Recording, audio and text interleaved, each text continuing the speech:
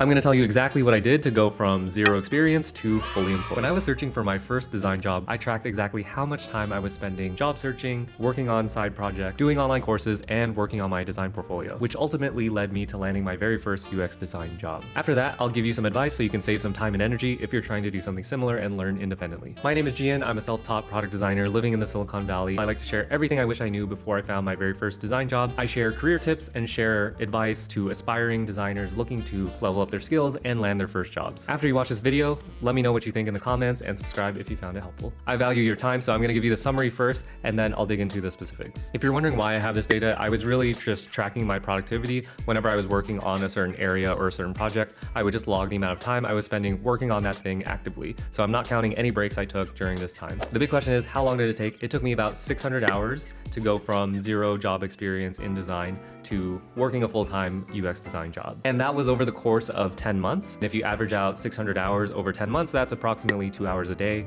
600 hours in days is 25 days straight. For the first 5 of these months, I was finishing college, so I didn't have that much time to spend on it. But for the next 5, I was completely unemployed and fully focused on this goal. So this vaguely sounds like a lot of time, but I'll tell you specifically what I spent that time on and how that time was distributed. So the first area is consuming free online materials. I was looking at free articles, YouTube videos centered around graphic design, web design, visual design in general, mostly just following what interested me, but also what was related to the projects I was trying to work on. This is mostly consuming online courses and trying to absorb what I could, and also watching YouTube videos. I wasn't actively taking notes or anything like that. I was just trying to consume a lot to build a picture of what design is and how it fits into UX design specifically. And I would go through short online courses and lessons around web design and front-end code, and that really helped. The main online course I did was Free Code Camp, which has its own web design section, which was really useful. And a lot of it was also just YouTube videos like this, where I would see what people were doing in their design careers and also try to learn the basics of web design from basically free online videos. So for consumption, I spent around 70 hours in total, and that accounted for 12% of my 600 hours. Next section is job searching. What I did most in terms of job searching is sending in applications, learning actually how to interview because I had never done a job interview before, and then practicing general interview questions like, what are your strengths and weaknesses, and why do you want to work for this company? Part of this was also just time spent working on my resume, sending it to friends for feedback, and then updating my resume accordingly. And I ended up applying to around 90 companies. I got 2 interviews, one of which was a dud, but the other one turned into my very first job. And job searching took me 50 hours, or about 8% of my time. The next area is side projects. Time I was spending either designing something or writing code. I was learning front-end code at the time because it interested me, and I also wanted to have some projects to show off.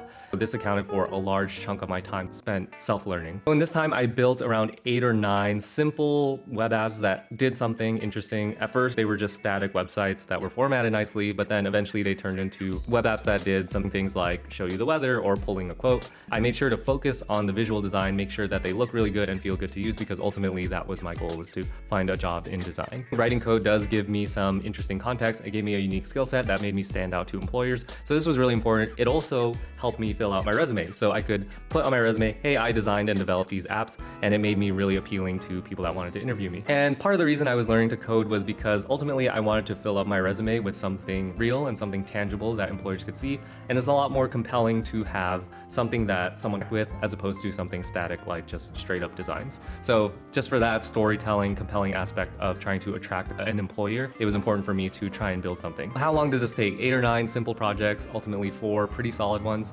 This took me around 450 hours. So 75% of my time was centered around trying to make these side projects really good as I could make it with my skill set, or trying to learn things to make these side projects better. And the other section is preparing and updating a portfolio. For designers, it's really important to have some sort of portfolio in some form, basically to show off any sort of work you have or your experience or your personality. I would spend a lot of time building my portfolio, but also adding things on and iterating on it as I got more skills. And it was sort of a continuous design project where I would get a little better at design, update my website because I think it started to look ugly, and then get a little better, have a new project, and then add it to the website and update things as my design skills evolved. And this went on as I learned more about typography, about colors, about layouts, and I spent about 30 hours on this, or 5% of time. Here are my recommendations if you're trying to do a similar thing in self-learning or just want some advice for if you're trying to teach yourself design. Now I'll give you some advice that I wish I had when I was going down this path. Side projects are definitely the most impactful thing that you can be doing to gain experience, to develop your skills, and also to get attention of potential employers. If you want to optimize for getting a job, try to get experience in any way. It can be your own side projects, but it can also be work with other people. You don't have to wait to get a job or an internship to work on a project, right? You can find someone that's learning how to code, you can learn how to code, and then try and design and develop some things that are interesting to you. This is the most important and impactful thing you can do to get the attention of a potential employer and develop your skills. So definitely, if you're going down this path and you have limited time, focus on the side projects. It's also great if you don't have any experience to fill your resume with these things. Side projects are really a valid way to prove that you have these skills. If you don't have any side projects and you don't have any experience, no one's gonna take you seriously, no one's gonna wanna interview you. That's just how it is. You have to give them confidence that you have the skills that you claim you have in design, and side projects or some sort of tangible experience are the ways to do that. If you're not interested in learning how to code, but you still want to have some side projects on your resume, the next best thing is to have an interactive prototype that mimics a real app as much as possible. This can be accomplished with Figma prototypes as well as through other design tools, but look into interactive prototyping. I'm gonna share what I know about that. I've done a lot of them on this channel. If you're interested in that, make sure to subscribe. And then once you're done with these side projects, put them on your online portfolio and then put them on your resume and explain what you did. Another bit of advice for your portfolio: you don't need to write a website from scratch just to show your design portfolio. I would have saved 30 hours if I just used something like Squarespace or Wix. This is not a sponsor, but you can also even use something like Notion or a Figma prototype that just showcases all your work and a little bit about you. So keep it simple. Make sure that whatever you use is really easy and straightforward for you to update, because this is something that's going to evolve over time. And if you want to know how I'm dealing with it, I still have my personal website, but it's a pain in the ass to update because I wrote all the code and it's bad. So it takes me a while to update things. I would recommend use a website builder or something similar. Use Notion, use a Figma prototype, and have that be your portfolio. Another bit of advice: get support from a mentor. I wish I did this. There's a really great website that I personally use called ADP List, where designers out in the field volunteer to mentor other designers.